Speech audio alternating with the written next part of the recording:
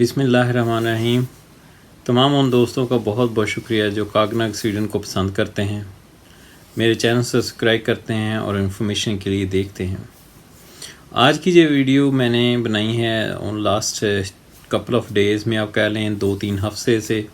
जब से यूनिवर्सिटीज़ और माइग्रेशन बोर्ड की मीटिंग के हवाले से कि जो लोग बिज़नेस वीज़ा अप्लाई करना चाह रहे थे, तमाम वो दोस्त जो बिज़नेस वीज़ा अप्लाई कर रहे हैं स्वीडन के अंदर आफ्टर 30 क्रेडिट आवर के बाद, आप देख सकते हैं इस वक्त मेरी स्क्रीन पे कि क्राइटेरिया क्या है बिज़नेस वीज़ा के लिए आज के दिन की माइग्रेशन बोर्ड की वेबसाइट पे। आपके पास स्टूडेंट हैं तो 30 क्रेडिट आवर हों, आपके पास बैंक बैलेंस हो फर्स्ट 2 ईयर का अपने आप को और अपनी फैमिली को सपोर्ट करने के लिए, आपके पास एक्सपीरियंस हो कंपनी रन करने का या रिलेटेड एक्सपीरियंस बिज़नेस का, और फिर आपकी कंपनी रजिस्टर्ड हो। उसके अलावा आपके पास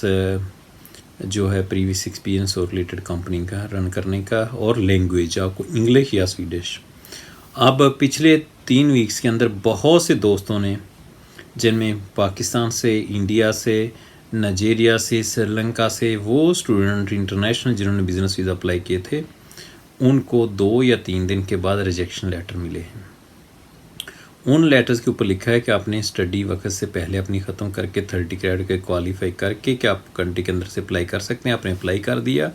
आपने बैंक स्टेटमेंट लगाई है, लेकिन माइग्रेशन बोर्ड की जो इनिशियल स्क्रीनिंग है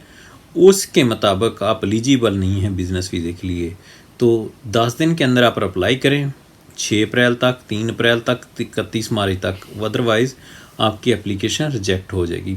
जो लोग मैनुअल एप्लीकेशन भेज रहे हैं उनको रिप्लाई आ रहा है 2 महीने से लेकर 3 महीने के बाद, और जो लोग एप्लीकेशन सेंड कर रहे हैं इलेक्ट्रॉनिकली डिजिटल वर्क के साथ, उनको रिप्लाई रहा है 4 दिन से लेकर 6 दिन के अंदर अंदर। तो मैं पहले सबसे, ये बहुत ही अच्छा इक़दाम माइग्रेशन बोर्ड का, इस तरह स्क्रीनिंग हो जाएगी वो लोगों की जो सीरियस नहीं है बिज़नेस करने के लिए। होता ये था, बहुत से लोग अपनी बैंक स्टेटमेंट के बगैर किसी बिज़नेस प्लान के, बगैर किसी कंपनी रजिस्ट्रेशन के, वो सारी चीज़ें, ना कोई शॉप खरीदी, ना कॉन्ट्रैक्ट, ना कोई उपद्राक, यानी उनको कोई असाइनमेंट मिलती थी वर्क के लिए, और वो अपना बिज़नेस वीज़ा अप्लाई कर देते थे। उससे होता क्या था, वो लोग एक साइड पे जो लोग 100 से लेकर 200 टैक्स जमा करवाते थे, और दूसरी साइड से लोग बोगस वीज़ा डाल के अपना टाइम बाई करते थे, बाद वर्क परमिट पर चले जाते थे, या just wasting of time migration board का और अपना भी टाइम ज़ाया करते थे, उसके बाद कोई और रास्ता ढूंढ लेते थे। तो माइग्रेशन बोर्ड ने इसको करके बहुत ही अच्छा काम किया है। इनिशियल स्क्रीनिंग, शॉर्ट लिस्टिंग हो जाएगी, वही लोग आगे जाएंगे जो जेन्युइन एप्लीकेंट होंगे, जिनकी बिज़नेस की एप्लीकेशन जेन्युइन होगी। तो आप लोग जिनके पास जेन्युइन स्टेटमेंट है, जिनके अपना बिज़नेस प्लान बेहतरीन है, जिनके मार्केट सर्वे, जिन्होंने काम किया, कंपनी प्लानिंग की है पूरी, और जिनको एक्सपीरियंस है, जिनको पता है कि स्काडे फॉर शेकरिंग क्या होती है, आरबीएस गोफ्तर क्या है, मेरे रहतीयत क्या है, और मैं खिलदियत यानी मेरी रिस्पॉन्सिबिलिटी क्या है एज ए कंपनी के, कि मैंने कब रेडविसनिंग करनी है, कब मैंने अपनी कंपनी को और रेडविसनिंग, कब टैक्स डिक्लेरेशन, कब मैंने आरबीएस गिफ्ट पे करनी है। ये तमाम नॉलेज इस बंदे को होगा, स्पेशली जीडीपीआर के, जीडीपीआर किस तरह एप्लीकेबल होता है यूरोप के अंदर। इन तमाम चीज़ों को जिनको पता होगा, जो सीरियसली लोग बिज़नेस रन करना चाहते हैं या कर रहे हैं, उनको डरने की कोई ज़रूरत नहीं है। They can reply migration board, they can show them the experience which they needed, they show them that I have previously run my business, they can show them that I have enough fund, they can show their language that I can English and I have registered as a Swedish language because you have to live in this country and you need to language। तो आप तमाम लोग जिनको letter issue हुए हैं, मेरे पास तकरीबन अभी तक 40 तक लोगों ने मुझे अप्रोच किया पिछले 2 हफ्तों के अंदर। मैं पाकिस्तान गया था, वापस आया हूँ तो बरमार हो गया ईमेल्स की, फ़ोन्स कॉल की, और एसएमएस की, और आ रहे हैं लेटर व्हाट्सएप पे कि मुझे ये लेटर आ गया। इसमें मैं एक बात बता दूं, और से लेके जिन लोगों ने शॉप्स ख़रीदी हैं, ह्यूज़ ख़रीदी हैं, रेस्टोरेंट ख़रीदा है, वो भी मेरे पास आए हैं। जो कंसल्टेंसी स्टार्ट की है, business consultant training centre start किया, उनके भी, जिन्होंने आईटी की कंपनी रन कर रहे हैं ऑलरेडी या उन्होंने स्टार्ट किया, उनके भी, और जो फुडेरा के फूड के साथ, क्लीनिंग के साथ, सब लोगों का मिक्स होकर हर बंदे को सेम बंदे ने स्क्रीनिंग करके लेटर भेजे हैं। और नॉर्मली टैक्स 100% या 50% कह लें आप, सेम है, टैक्स मिलता जुलता है, हर केस का थोड़ा बहुत डिफरेंस है। लेकिन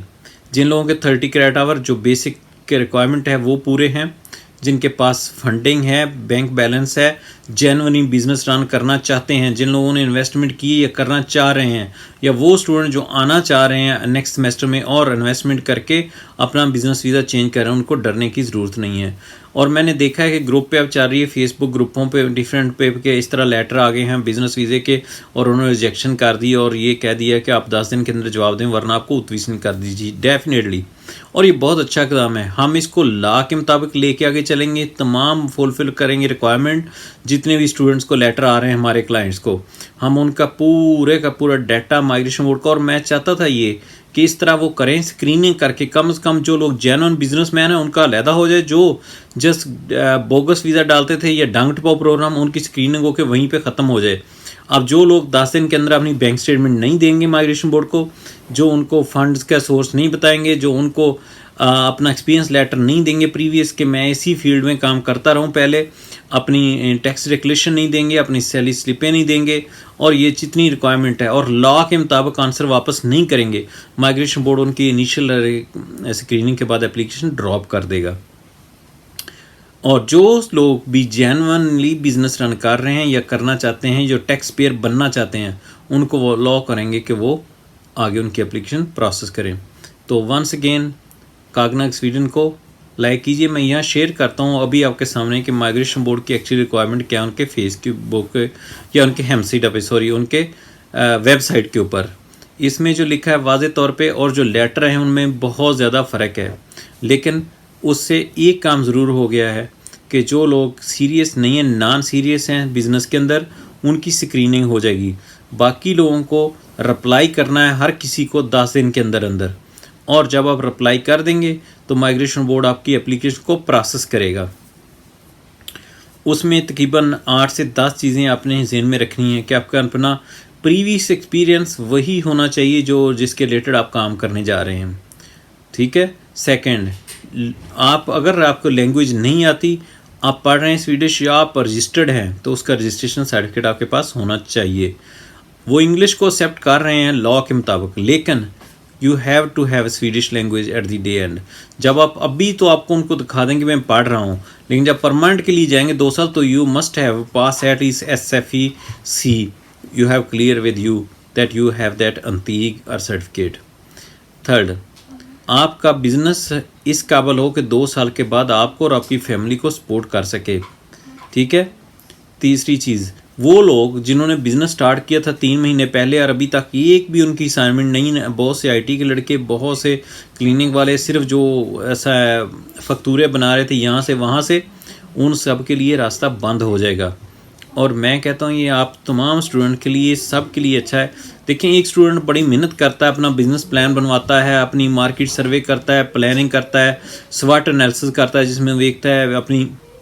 स्ट्रेंथ एंड वीकनेस और अपॉर्चुनिटी और थ्रेट्स को, और उस फार्मूलेशन के बाद वो अपना बिजनेस वीज़ा अप्लाई करता है, वो रजिस्टर करता है AB फर्म, वो रजिस्टर करता है हैंडल ब्लॉग या इनखेड फिरमा इवन, और ख़रीदता है एक शॉप खरीद लेता है 5 लाख करोड़ की या 1 मिलियन करोड़ की, और रेस्टोरेंट ख़रीदता है 5 लाख का, दिन रात मेहनत करता है वहाँ वो। या आप साइकिल का बिज़नेस करते हैं, रात सारी बैटरी। और दूसरी साइड पे वो बंदा जो कुछ भी नहीं करता, वो किसी को 5,000 रुपया देता है, उसमें जेब में डालता है और उसका बिज़नेस वीज़ा स्टूडेंट का अप्लाई कर देता है। अप्लाई क्या कर देता है, कुछ भी नहीं, सिर्फ फॉर्म फिल करके माइग्रेशन बोर्ड सेंड कर देते हैं, कहते हैं मैंने बिज़नेस वीज़ा अप्लाई किया है। और जब और ना साथ में वो बैंक स्टेटमेंट लगाते हैं, ना बिज़नेस प्लान लगाते हैं, ना कोई रिक्वायर्ड डॉक्यूमेंट नहीं, और सिर्फ एप्लीकेशन सबमिट हो जाती थी। तो इस तरह वो स्टूडेंट सफ़र करते थे जो रियली बिज़नेस करना चाहते थे, बिजनेसमैन बनना चाहते थे। तो मैं यही कहूँगा आपको तमाम को कि आप एंटरप्रेन्योर बने,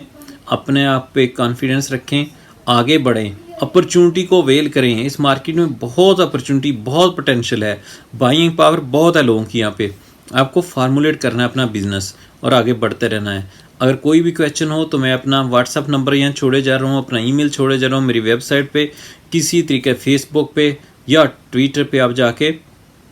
मुझे कांटेक्ट कर सकते हैं। आपके लिए मैं आपके बेहतर तरीके से कोशिश करूँगा, मैं हमेशा करता भी हूँ कि आप लोगों को टाइम दे सकूँ, आपकी एप्लीकेशन प्रोसेस कर सकूँ। और जिन लोगों के टाइम नहीं दे सकता, कभी सॉरी भी कर लेता हूँ बिज़ी होने की वजह से। अभी मैं जैसे पाकिस्तान गया तो 3 वीक में आप लोगों को रिप्लाई नहीं कर सका, लेकिन याद रखें कि इनिशियल स्क्रीनिंग हो रही है, आपको लेटर आ रहे हैं, मैं लेटर अभी शेयर करता हूँ यहाँ कि एक ही टेक्स्ट है साहब पे, एक ही बंदे का नाम है, वही इशू कर रहा है और उसी को आपने रिप्लाई करना है। रिप्लाई आपका प्रोफेशनली होना चाहिए, लॉ के रेफरेंस के साथ के लॉ क्या कहता है, इस 1 2 3 कैपिटल 5 का पैरा तीसरा क्या कहता है, 18 नंबर क्या कहता है, उस सारा आपको एक अच्छा किसी भी कंसल्टेंट से, किसी भी आप अगर एक्सपीरियंस बंदे से बनवाएंगे, अपना केस दोबारा सबमिट करेंगे स्क्रीनिंग के बाद, तो आपको डरने की कोई ज़रूरत नहीं है। Once again thank you for watching and subscribe my channel. तो आप तमाम लोगों को जो पिछले 3 हफ्ते से पैनिक फैला हुआ है कि बिजनेस वीज़ा की एप्लीकेशनों को माइग्रेशन बोर्ड ने सबको एक ही लेटर भेजा है कि आपके 30 क्रेडिट आपने स्टडी पहले ख़त्म कर दी क्योंकि आप एलिजिबल नहीं हो, आपकी बैंक स्टेटमेंट, इवन उन्होंने बैंक स्टेटमेंट रीजनल सबमिट की सब ने, तो उनको लेटर आ गया कि आपकी बैंक स्टेटमेंट सही नहीं है, आपके पास इन्हें फंड नहीं है, आपके पास लैंग्वेज नहीं है, आपके पास प्रीवियस एक्सपीरियंस नहीं है। इन चीज़ों को समराइज़ करना है, आपने जवाब देना है अच्छे तरीके से माइग्रेशन बोर्ड को। अगर आप उनको अपनी इनिशियल स्क्रीनिंग में सेटिस्फाई कर गए तो आगे आपकी एप्लीकेशन का बहुत बड़ा चांस है कि आपको बिजनेस वीज़ा ग्रांट कर दिया जाएगा। अगर इनिशियल स्क्रीनिंग में आप फेल हो गए तो माइग्रेशन बोर्ड आपको डेफिनेट प्रॉब्लम खड़ी करेगा। तो अपना ख्याल रखिएगा, अपनी कोशिश करें अपनी डिग्री मुकम्मल करने की, आप रजिस्टर रहने की यूनिवर्सिटी में, इवन बिज़नेस वीज़ा अप्लाई करने जब तक की स्क्रीनिंग मुकम्मल नहीं हो जाती, आप अपनी डिग्री और अपने कोर्स को अनरोल रखें, वक्त से पहले यूनिवर्सिटी को ना छोड़ें, ठीक है। लॉ को फॉलो करें और अपने आप को स्टैब्लिश करें स्वीडिश मार्केट के अंदर। काम कोई आपके पास सैलरी स्लिपें होनी चाहिए, डिफरेंट चीज़ें। तो once again thank you very much. दुआ में याद रखिएगा, आज के दिन इतना ही, इसी लेटर पे जो माइग्रेशन बोर्ड ने भेजा है बिजनेस वीज़ा के लिए। Thank you.